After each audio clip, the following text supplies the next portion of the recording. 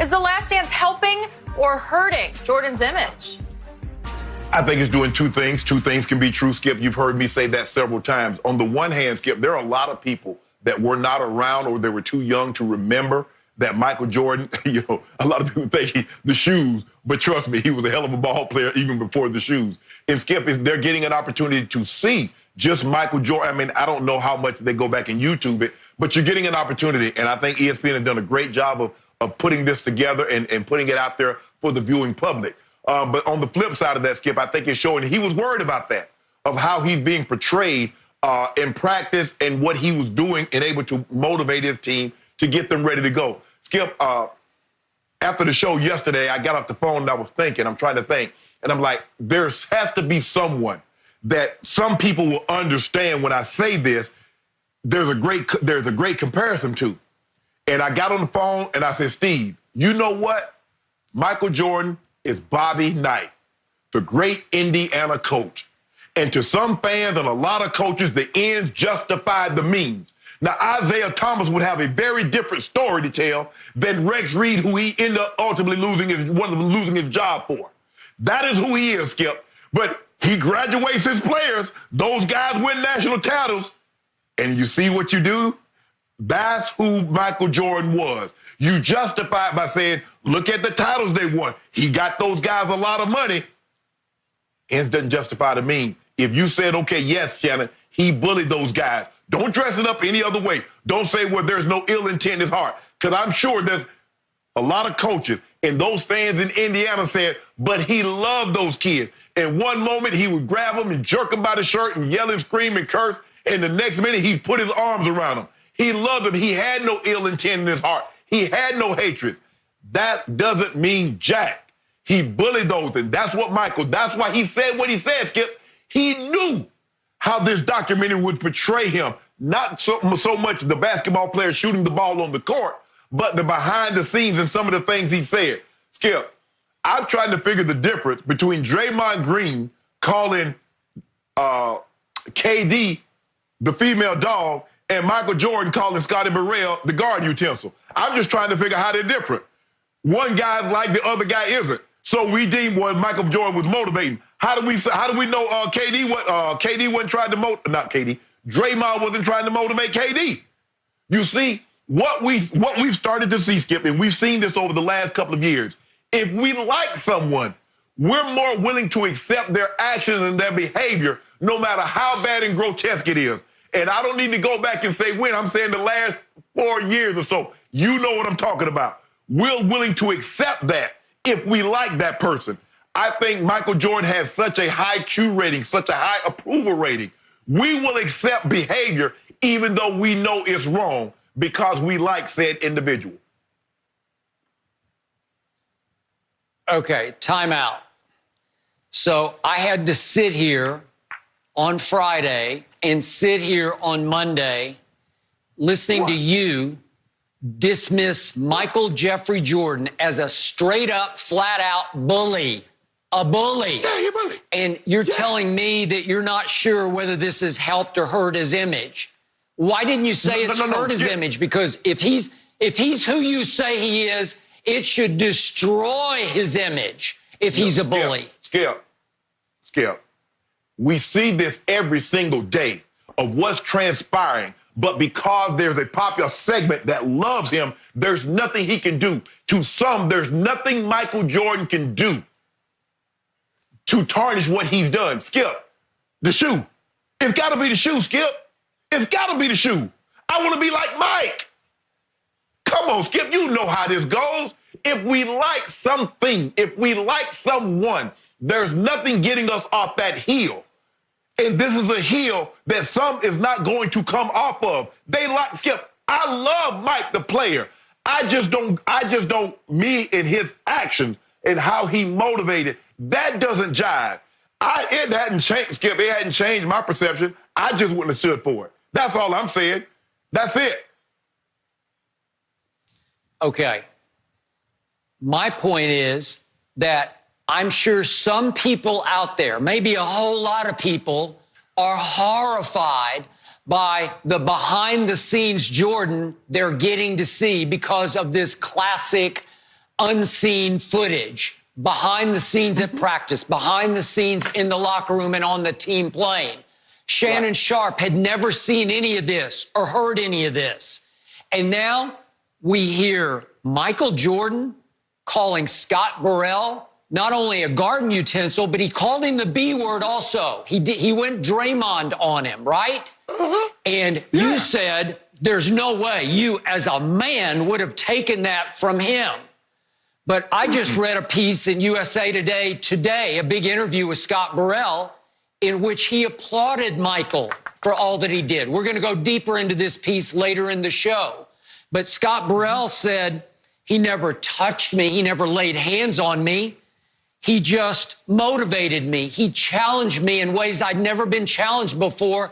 And Scott Burrell says now, it's what I needed. He said, I knew Mike liked me. He likes me now. They text back and forth. He thanked Jordan in a sort of sarcastic way for the 1,000 interviews that he's having to do or getting to do now because of this documentary.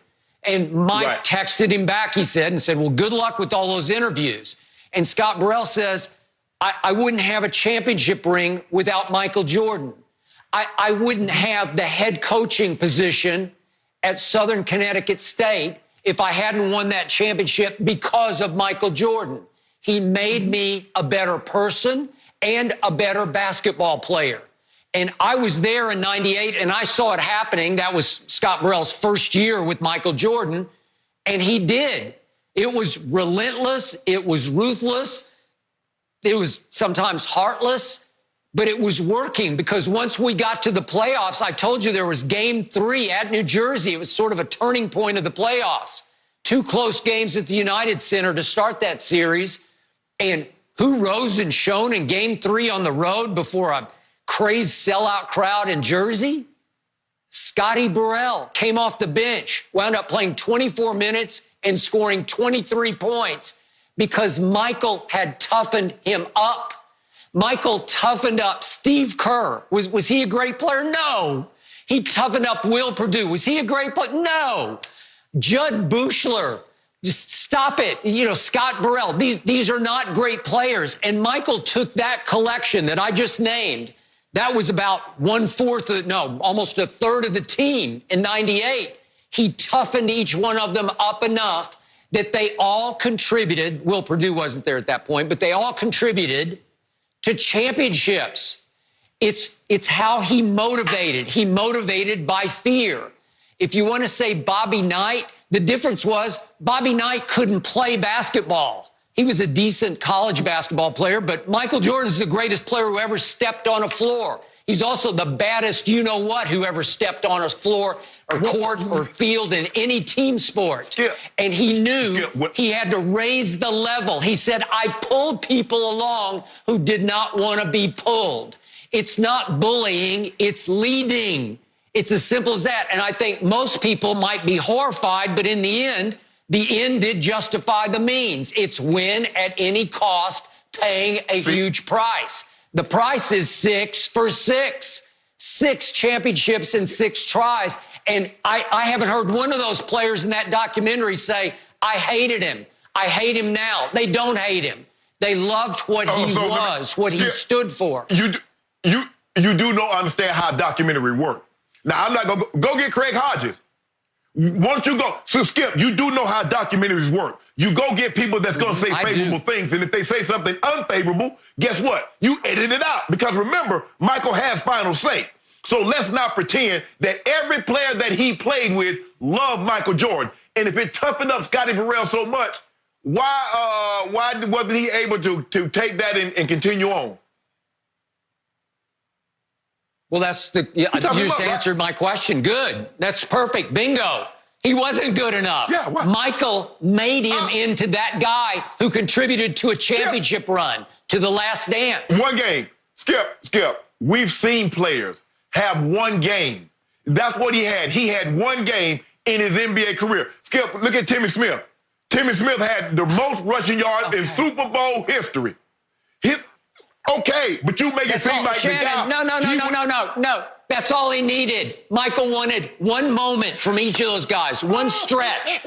He needed Steve Kerr to hit one big shot. He needed one big dunk from Bill Winnington to win a game at the Garden. He needs little big pieces, and he's got to toughen you up to make you on his level enough that you can give him a moment, just a moment. That's how he won championships, with moments. I never, hold on. There are other players like Bird, Magic, Kareem, Russell that won a lot. Bill Russell got 11. Bill Russell got 11 championships. Now, look, I'm not good at math. I mean, because once we got past timetables, Jenny, and they started getting to algebra and calculus and trigonometry, I didn't do too good. But I do know 11 is more than 6. And you hear no stories. Kareem got 6 titles, 6 MVPs. You don't hear those stories. Magic got 5. Bird got 3. And you don't hear those stories. So this notion that this was the only way it can be done, now maybe in his mind for him, but to call it anything other than what it was. Because, Skip, you know, a lot of things that was tolerated then isn't tolerated now. As far as, you know, how you coach a kid, how you talk to the kid, even workplace. Skip, you can't do certain things anymore. So for you to try to, oh, well, the ends justify the means, look at those titles. No, Skip, you can't justify behavior. You can't do that. Yes, you can. Just call it what it is. He bullied him. Yes, they won, but Michael Jordan used his position, Skip, that's what bullying is. Yeah, bullying is mean-spirited. A bully is a man who's really not a man. He's just bigger than you, but he's insecure about his manhood, so he needs to beat up on a smaller, more vulnerable person. That's not what Michael Jordan, he didn't need to empower himself by bullying Scott Burrell. He was trying to win championships. It was done in the spirit of motivation. It's completely different. And I have to address, before we go on, that you invoke the name of Draymond Green here. So here's the difference in Draymond calling Kevin Durant and LeBron James the B word, and Michael calling Scotty Burrell the B word. Michael Jordan is 10 times the player Draymond ever thought about being. Draymond is not half the player LeBron is, or a third of the player that Kevin Durant is. When Draymond used the B word, he was using it out of pure spite and hate. He truly believes that LeBron and Kevin Durant are capable of being that B word. And he did so out of malice, where it was personal. He used it as a personal attack on LeBron in the middle of Game 4 of the 2016 finals, and he used it last year, early in the year, on KD on the bench after KD opted to bring the ball up and not let Draymond have the basketball. That was pure spite. Jordan was using the B word to challenge, to motivate. He doesn't care, Scotty Burrell. There's no personal animosity between Michael Jordan and Scotty Burrell.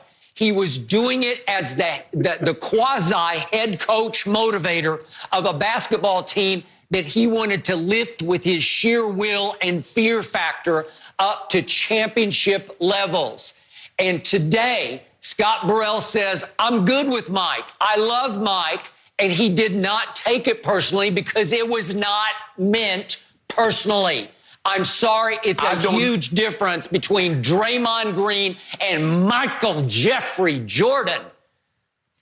But Skip, and see, therein lies the problem, is that what you try and do is because it's Michael Jordan, he can say and do certain things, and we look at it differently if it's a lesser tier player. I don't know how a man calls another man a B, and because he's Michael Jordan, he doesn't mean it in the way the lesser tier guy did. Everybody knows what that word means. And he called him that, and he kept calling him. So let me get, you a B, you a garden tool, and it has different meaning when Michael says it as opposed to someone else. Come on, Skip. This is so utterly ridiculous. You know what Michael was saying. It's the same thing. It's just Michael Jordan is saying it. That's it. If you, Skip, look, if you like someone, it's hard for you to get off that mountain. It's just as simple as that. It is. And you're more accepting and more tolerable of the things that he says or he or she says or does. That's just the way it is.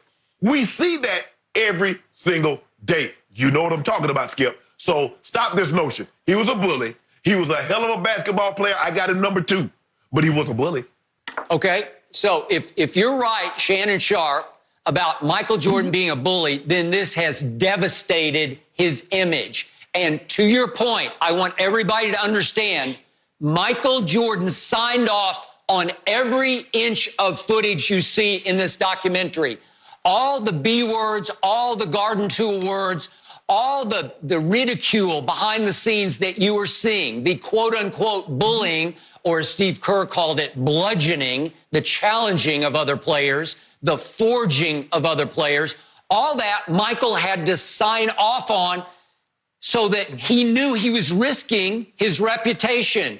You might think he's a horrible person, but I still believe more people will come away thinking, wow, I even have more awe than I used to for Michael Jordan. It was tough, but it worked because he won at all cost, any cost, by paying a price. Everybody had to pay a price for all 6 of those championships. And to me, it was a beautiful thing to watch. And that's why he tried to get out in front of the story, Skip. That's what you try to do. You know a salacious detail is coming out, and what do we see people try and do? They try and get in front of the story. That's why Michael Jordan, before we saw any clip, he was out. I'm concerned that people are going to think I'm a nasty you-know-what. He knew. He knew. That's why he said what he said, Skip. Like I said, it doesn't change anything for me. It doesn't change. You've heard stories. Now you get an opportunity to see it firsthand. You heard he was maniacal in his drive to be great. You get an opportunity to see it firsthand. So it changed absolutely nothing. Guess what? As a matter of fact, I'm going to buy a pair of shoes. Here's the day 2 that's coming out. Yep, gonna get them. Thank you for watching. You can subscribe here to get the latest from the show, and be sure to check out more of the best clips from Undisputed, or go watch a few other segments from our other shows on FS1.